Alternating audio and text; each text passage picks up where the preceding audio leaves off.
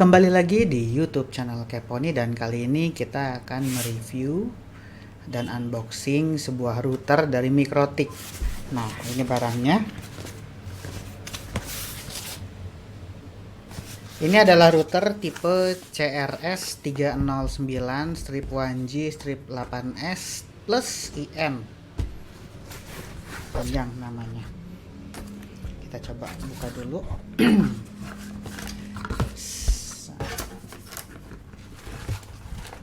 Oke, ini adalah barangnya. Ini tampilan depannya. Dan ini belakangnya. Ini kameranya kayaknya terlalu terang. Coba saya kecilkan dulu.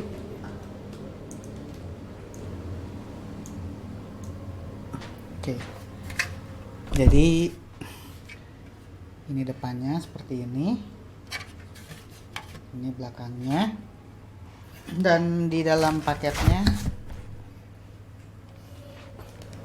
ada beberapa kelengkapan seperti ini untuk mounting ke wall mount atau ke rak yang pendek.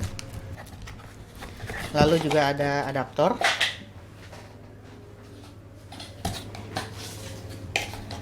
Ini adaptornya 24 volt 1,2 ampere.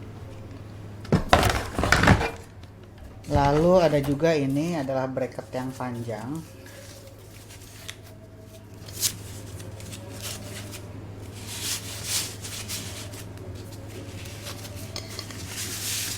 Nah, bracket panjang ini bisa digunakan untuk mounting ke rak server yang ukuran standar ya. Jadi ini kan terlalu pendek kalau ke rak server, jadi ini ntar bisa ditambah seperti ini, bisa di sebelah kanan atau sebelah kiri sesuai kebutuhan. Jadi biar dia bisa nongkrong dengan baik di dalam rak server bareng sama server-server atau router dan switch yang lain.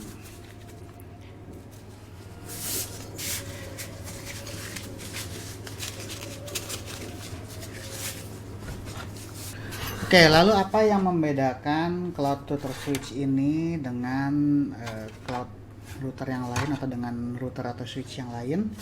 Yang pertama, kita bisa lihat di sini. Ini portnya SFP plus semua. Jadi dia hanya ada satu port LAN di sini untuk RJ45. Ini speednya gigabit. Tapi yang lain dari nomor 1 sampai nomor 8 ini dia adalah port untuk SFP plus. Artinya speed dalam setiap port ini dia bisa sampai 10G atau 10 gigabit per second. Dan switch ini memiliki kapasitas switching itu sampai 162 Gbps, dan total kecepatan throughput-nya untuk switching non blockingnya itu 81 Gbps. Jadi di sini sebenarnya adalah 9 port, di mana dia memiliki 8 port SFP plus dan 1 port RJ45 biasa, ditambah satu buah ini ada untuk konsol. Artinya ketika something bad happens, which is sering sekali terjadi di dunia networking, salah config atau tiba-tiba error atau apa, kita tetap bisa akses melalui konsolnya ini. Oke, jadi secara hardware switch ini memiliki prosesor dual core dengan kecepatan 800 MHz. Lalu dia memiliki RAM 512 MB, lalu ada ROM-nya 16 MB. Terus dia itu menggunakan router OS-nya level 5 untuk apa? Si routingnya Mikrotik router OS level 5, atau bisa juga kita pilih menggunakan SWOS atau Switch OS sesuai kebutuhan yang ingin kita gunakan alat ini. Apakah sebagai full-fledged router atau hanya sebagai switcher aja gitu. Dia support PoE, jadi si port LAN satu-satunya ini selain untuk komunikasi bisa juga untuk power, bisa juga untuk recovery ketika dia ke-break atau firmware-nya rusak atau salah setting, kita bisa recovery menggunakan satu port gigabit ini. Dan dia dilengkapi dengan 8 buah port SFP plus. Jadi kecepatan yang disupport hingga 10G, dan bagusnya dia ada indikator kalau kita sedang menggunakan 10G di sini.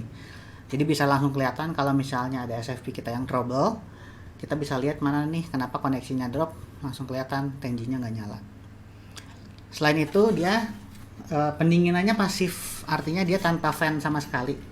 Jadi benar-benar sunyi, nggak ada suaranya.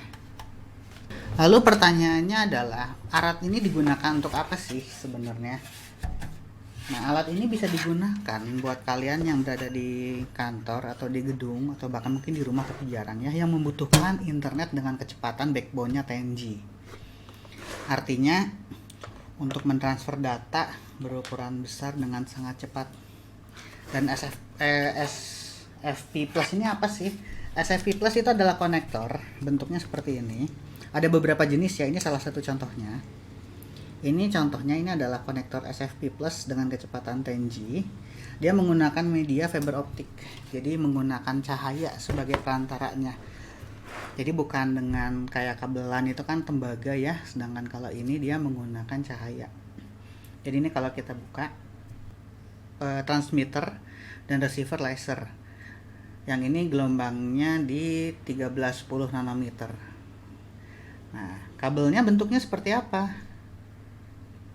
Nah, ini contohnya ada patchcord, kebetulan saya bawa. Nah, ini contoh kabel, tapi kabelnya bukan buat yang ini.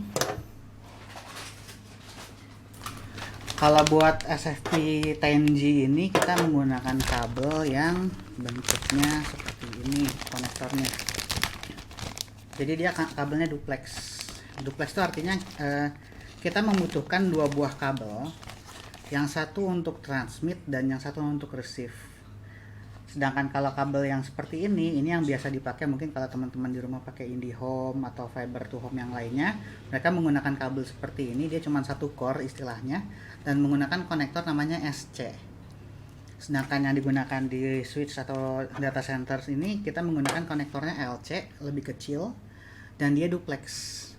Duplex artinya satu untuk mengirim, satu untuk menerima. Jadi nanti ini bisa dimasukkan langsung ke sini seperti ini.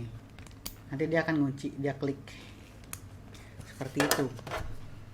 Nah, jadi untuk menggunakan si switch ini kita memerlukan konektor SFP Plus yang harus dibeli terpisah. SFP ini nanti akan dipasang, tinggal dimasukkan aja ke si switchnya seperti ini. Masukin aja sampai bunyi, nah sampai mentok maksudnya. Lalu ini kita buka, kita masukin kabel FO nya atau kabel fiber optiknya. Jadi deh 10 gigabit per second seperti itu. Nah, ini koleksi SFP nya banyak sekali dan ini semuanya 10G. Ini yang jarak maksimumnya 1,4 km, cukup jauh untuk dipasang di gedung sih, jadi kita nggak perlu yang sampai 40 kilo ya. Nah, jadi SFP ini kenapa tidak menggunakan misalnya kabelan?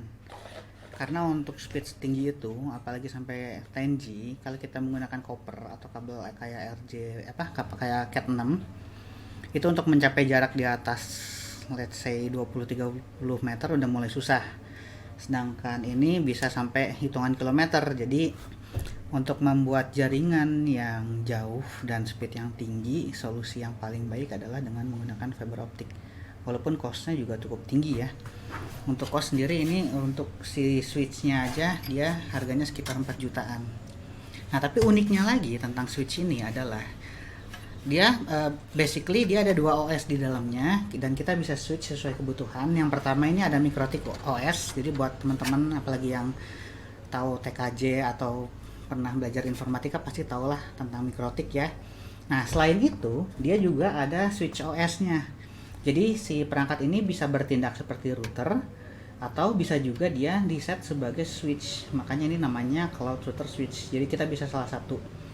Kalau cuman butuh fungsi switchingnya aja, kita bisa pakai si switch OS-nya itu SWOS, jauh lebih simpel penggunaannya. Tetapi kalau kita butuh fitur yang lebih canggih, kita bisa masuknya ke Mikrotik OS-nya, itu lebih banyak fitur-fiturnya seperti itu.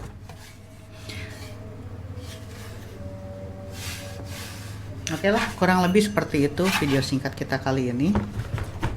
Kalau ada pertanyaan silahkan di kolom komentar. Terima kasih sudah menonton, sampai jumpa di video berikutnya.